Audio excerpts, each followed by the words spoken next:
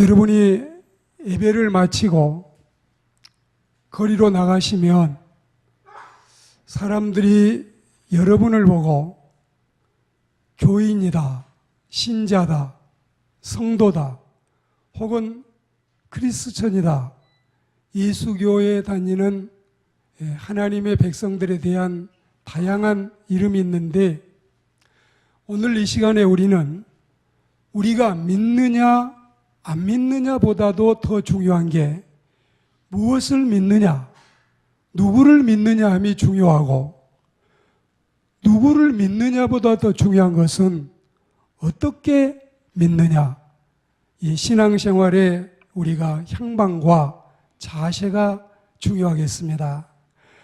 무릇 인간이 옳고 바르게 살아가기 위해서는 반드시 분명하고 명쾌하고 확실한 생활 이념이 확립되어 있어야 됩니다. 우리는 일일지게는 제어조다, 1년지게는 제어춘이다.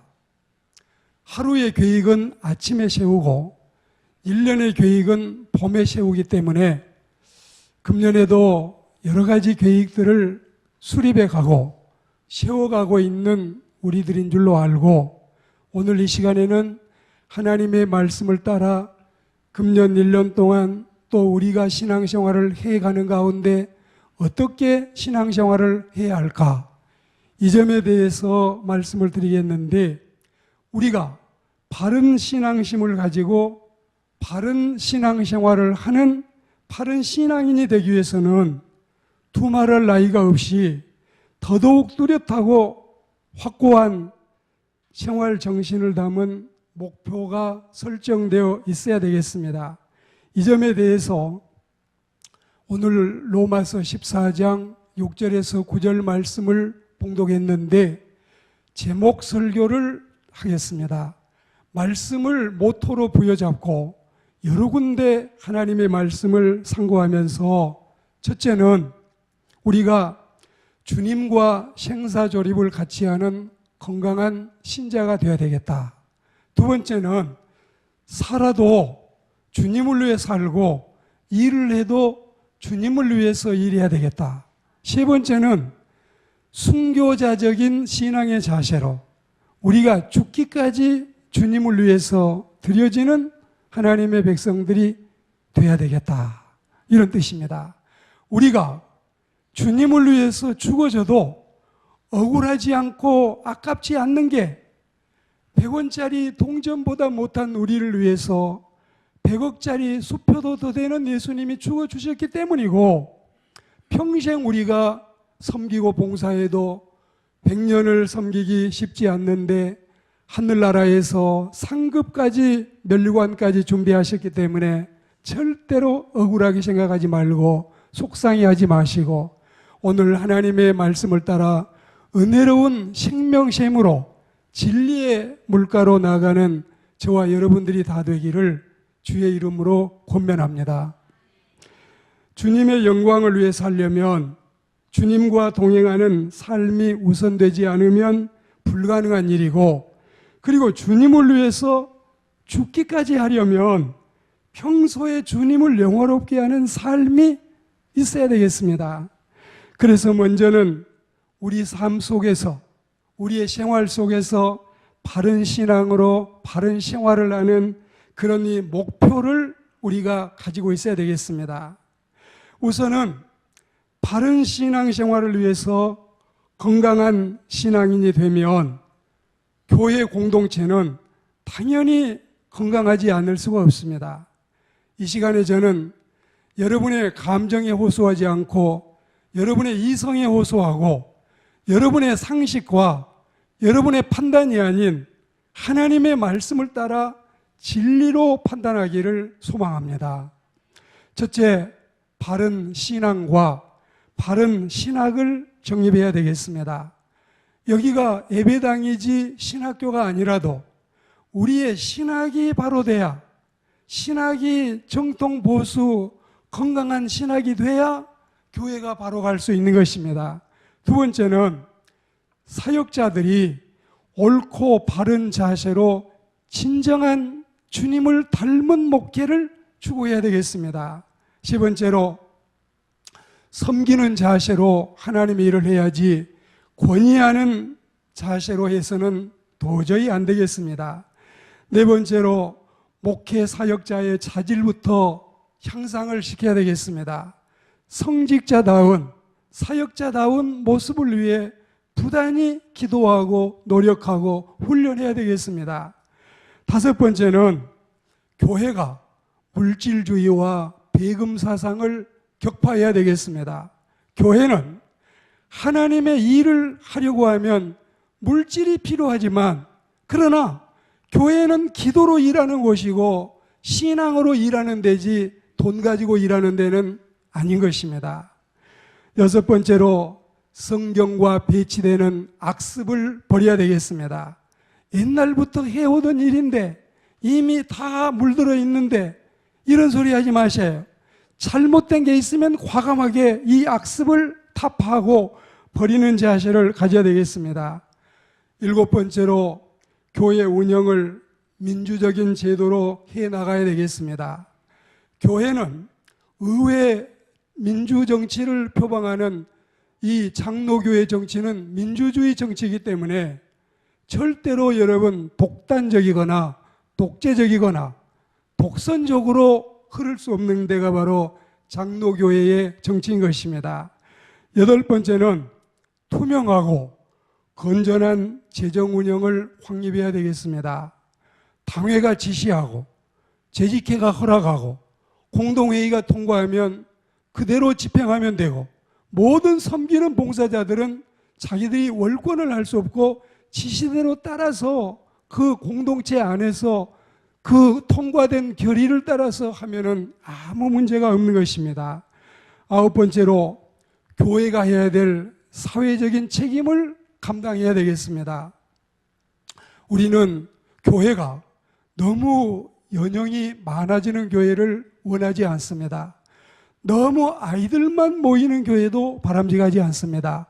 모든 계층의 세대들이 다 모여서 같이 교회를 섬기는 그 일을 위해서 모든 요소마다 우리는 건강한 교회를 세우기 위해서 이 교회가 분야마다 힘쓰고 애쓰고 우리의 에너지와 우리의 역할, 우리의 역량, 그리고 우리의 재능과 달란트를 주님을 위해 써야 되겠습니다. 열 번째는 사도행전적인 교회로 돌아가야 되겠습니다. 예루살렘 교회와 안디옥 교회를 표방하고 지금 이 지상에 있는 이 바람직하지 않는 교회들을 격파해야 되겠습니다. 11번째로 어느 교회든 목회자가 교주가 되면 그 교회는 끝장입니다. 신길동에 보십시오. 수많은 신자를 데리고 한 달에 5,300만 원씩을 이 사례비로 받는 사람도 천하에 여러분 거렁뱅이도 그런 거렁뱅이가 없이 교인들이 다 단죄하고 교회를 개혁하는 모습을 보십시오. 교회는 12번째로 주님의 양을 양육하고 주님의 양을 삼아야지 어떤 개인의 양을 만들고 개인의 일꾼을 만들어서는 망하는 것입니다. 우리는 이런 이상적인 성경적인 교회관을 제시하고 이 말씀을 따라서 하나님의 교회를 은혜롭게 섬겨나가는 주의 백성들이 되기를 주의 이름으로 권면합니다. 모름지기 주님과 동행하는 교회는 이와 같아야 되고, 주님과 동행하는 신자와 사역자들도 이와 같이 교회를 섬겨야 되겠습니다. 그렇지 않으면 하나님이 기뻐하시지도 않고 하나님이 영광을 받으시지도 않습니다.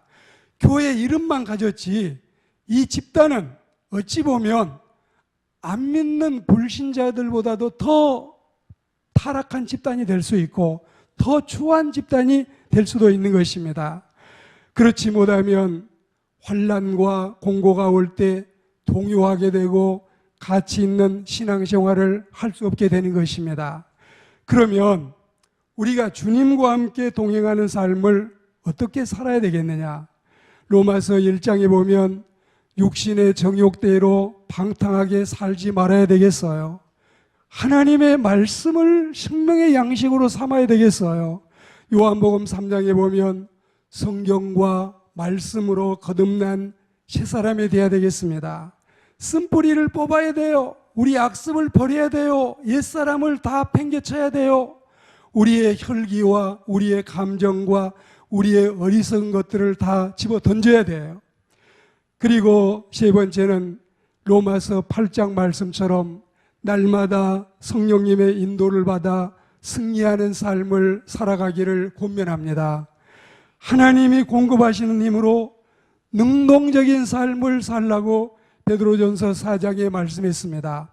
말을 해도 주님의 말을 하는 것처럼, 일을 해도 주님의 일을 하는 것처럼, 모든 사람을 대해도 주님을 대하는 것처럼 우리는 은혜롭게 이런 하나님이 기뻐하시는 바람직하고 아름다운 신앙을 가지고 1년 동안 우리 주님을 만나 배울 때까지 건강한 교회를 이루어가는 저와 여러분들이 다 되기를 주의 이름으로 권면합니다. 이런 신자와 이런 사역자가 건강한 교회를 만들 수 있습니다. 우리는 말만이 아니라 실천적으로 하고, 또한 입술만 가지고 하는 게 아니라 발과 손으로, 몸과 마음으로 이 일을 해 나가야 되겠습니다. 그리고 이제 주님을 위해서, 주님의 영광을 위해서 사는 일에 대해서 말씀을 드리겠는데, 왜냐하면 이게 바로 로마서 14장 6절, 7절, 8절, 9절 이 말씀이 바로 우리가 살아도 주님을 위해 살고 죽어도 주님을 위해 죽나니, 우리는 살아도 주의 것이고 죽어도 주의 것이기 때문에 이 말씀대로 살아야 되는 것입니다. 이게 바로 하나님께 영광 돌리는 삶이요, 이게 바로 바람직한 신자의 삶이고, 이게 신앙의 본질을 찾고 이게 하나님이 원하시는 믿음의 길인 것입니다. 내 몸은 온전히 주님의 영광을 위해 써야 되겠습니다. 이제 내가 살아도 이제 내가 죽어도 우리는 생사조립을 주님과 같이 하겠다. 주를 위해서 먹고 주님을 위해 마시고 나를 지켜도 주님을 위해 지킬 수 있는 하나님의 사람들이 돼야 되겠다. 그리고 내가 가진 재물도 주님을 위해 주님이 원하신다면 써야 됩니다. 그리스도인들이요, 물질보다 여러분들이 주님을 더 사랑하지 않습니까? 물질을 더 사랑하기 때문에 11조 생활을 못 하십니까? 제가 좀 지원을 해드릴까요? 집사가 11조 하지 않으면 누가 11조 할까요? 집사가 주의를 지키지 않으면 누가 주의를 지킬까요? 어려울수록 여러분이 연보 생활을 잘 하셔요.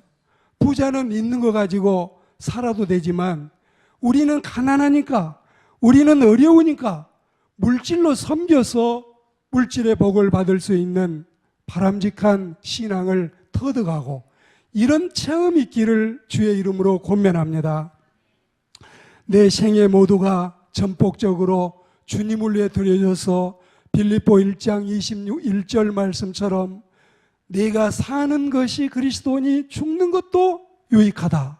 내 몸에서 살아도 죽어도 그리스도만 존귀히 되고 주님의 향기를 나타내는 신자의 삶을 우리 신앙생활의 바람직한 모토로 삼으시기를 권면합니다. 음식을 가리는 것도 날 중히 여기는 것도 다 주님을 위해 하자고 말씀을 드리는데, 우리가 이렇게 살기 위해서 신자와 사역자들의 각성운동을 한 12가지 여러분 제시하겠습니다. 첫째는 예수님을 팔아서 나를 영화롭게 할 건가, 아니면 나를 팔아서 주님을 영화롭게 할 건가? 우리 스스로에게, 저는 저에게, 여러분은 여러분에게 묻겠습니다. 예수 팔아가지고 부귀영화를 누릴 건가? 나를 죽여서 하나님의 교회를 살릴 건가? 두 번째는 사역자로서 십자가를 지고 따를 것인가, 아니면 십자가를 타고 예수님을 부려먹을 것인가? 세 번째는 부담 없이 편하게 믿는 넓은 길 대형 교회 가서 뒷자리나 차지할 것인가, 아니면 십자가를 지고 좁은 길, 어려운 교회, 작은 교회 공동체 가서 주님을 진정한 마음으로 섬길 것인가?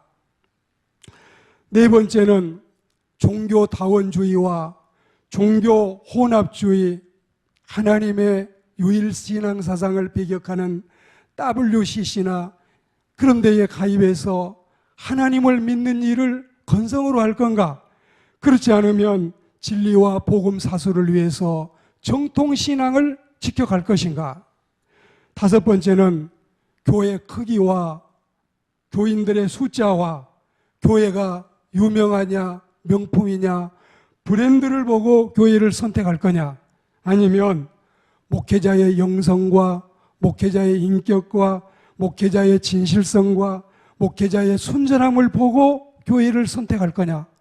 이건 신자들의 몫이 되겠습니다. 여섯 번째로 신자들이 듣기 원하는 설교를 할 것인가? 아니면 신자가 꼭 들어야 될 말씀을 전할 것인가? 뭐가 여러분 하나님의 기뻐하시는 일이 되겠어요?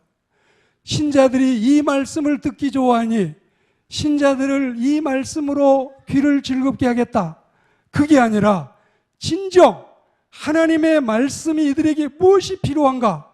영생을 얻는데, 구원받는데, 하나님의 나라에 거뜬히 들어갈 수 있는데 무슨 진리의 말씀이 필요할까? 일곱 번째로 신자들의 비위와 신자들의 기분을 맞춰가며 목회할 건가? 아니면 하나님의 말씀과 하나님의 뜻대로 목회 사역을 할 건가? 여덟 번째로 목회자 자신을 신자들에게 우상화시킬 것인가? 아니면 바울처럼 죄인 중에 괴수가 될 건가? 자기가 죄인 괴수가 될 건지, 자기를 하나님처럼 예수님처럼 받들게 할 건지, 이건 사역자의 몫이 되겠습니다. 정말 교회가 천사같이 목회해도 반대한 사람이 있다는 것도 옳지 않습니다. 악마같이 목회해도 따르는 사람이 있다는 게 한심스럽습니다. 교회는 아무리 사역자라 해도 그가 잘못 가면은 그건 아닌 것입니다. 그가 바르지 않으면 우리는 반대할 수도 있어야 되는 것입니다. 교회는 인간의 공동체가 아니라 영성 공동체며 주의 공동체임을 믿습니다. 아홉 번째는 우리 교회만 배가 불러서 우리 배만 터질 것인지, 아니면 우리보다 가난하고 굶주린 개척교회와 나누어 먹을 것인지, 우리 이걸 선택해야 되겠습니다. 열 번째로 교회 재정을 내 쌈지 돈처럼 마음대로 사용할 건가? 아니면 하나님의 돈을 소액이라도 단 100원짜리 헌금 하나라도 하나님 앞에서 범죄하지 않을 건가? 사람은 몰라도, 사람의 눈은 속여도 가룟 유다와 같이 하나님의 돈은 소중히 다루고 귀중히 여겨야 이게 건강한 교회를 세워가는 일임을 우리는 믿습니다. 오늘 세 번째로 마침내는 이런 신앙의 삶을 살다가 우리는 주님을 위해 죽어야 되겠습니다. 옛사람과 옛 육체의 욕망을 십자가에 못 박아야 되겠습니다. 세상의 부귀영화도 주를 위해서 내려놓아야 되겠습니다. 그리고 고난의 십자가를 지고 주님의 뒤를 따라가야 되겠어요. 생활 속에서도 순교적인 삶을 살아야 되겠습니다. 제가 어느 기사에 보니까 2017년에 예수님을 믿는다는 신앙의 이유 때문에 3,066명인지 목숨을 잃었습니다. 총살을 당했거나 목베임을 당했거나 탄압에 의해서 생명을 잃었는데, 지금 73억 인구 가운데 그런 사람은 많지 않습니다. 고린도전서 15장 31절 말씀처럼 생활의 순교, 나의 목숨을 요구하는 핍박자는 없어도 사도 바울이 고백하기를 나는 날마다 죽노라고 고백한 것처럼 우리는 날마다 내 자신을 쳐서 복종시키고 십자가에 매달려 죽게 하고 혈기도 죽고 감정도 죽고 교만도 죽고 고집도 죽고 우리의 이 쓴뿌리들을 다 죽여내는 생활적인 순교자가 되기를 주의 이름으로 소망합니다. 마침내 내 인생은 주님께 제물로 드려져야 되겠습니다. 우리 박희천 장로님이 기도하실 때도 이 기도의 말씀을 넣는데, 이 말씀을 제가 준비하면서 오늘 이 설교의 결론은 이겁니다. 결론은 따로 더 할 필요가 없이 디모데후서 4장 6절, 7절, 8절 말씀을 준비한 대로 여러분에게 소개하겠습니다. 전제와 같이 내가 벌써 부어지고 나의 떠날 시각이 가까웠도다.